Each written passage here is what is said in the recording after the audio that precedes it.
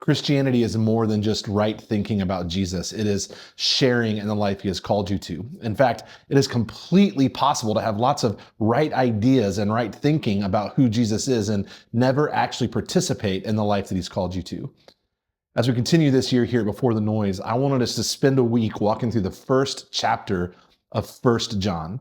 In this letter, John is writing to a church that is much like we are. They've been distracted, not necessarily by bad things, but by lesser things. They have reduced Christianity to an academic pursuit, into learning right ideas, but oftentimes those ideas never impacted the way that they live. This is a trap that we can fall into so easily when we let our relationship with God be shrunken down into a few hours on Sunday and then a few minutes at the start of each day, when what Jesus is inviting us into is a way of thinking that finds its meaning in him and then transforms the way that we live and move and breathe and think and interact with the larger world around us.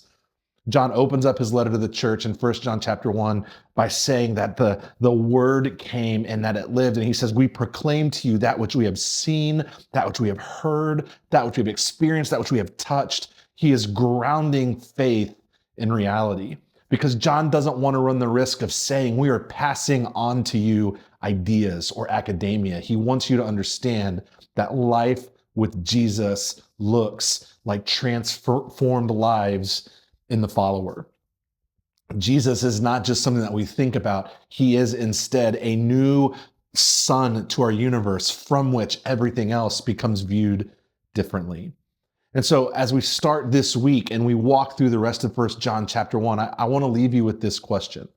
What would it look like this year for your faith to move from agreement with Jesus to participation in the life that he's called you to?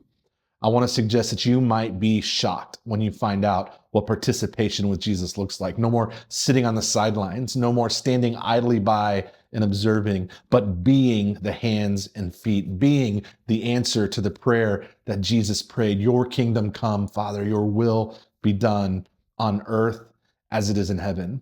Are you willing to take a journey with me to allow your faith to become not just ideological assent to something bigger than ourselves, but a surrendered lives in the hand of a very good God who is working out his redemptive purposes through us and in the world around us?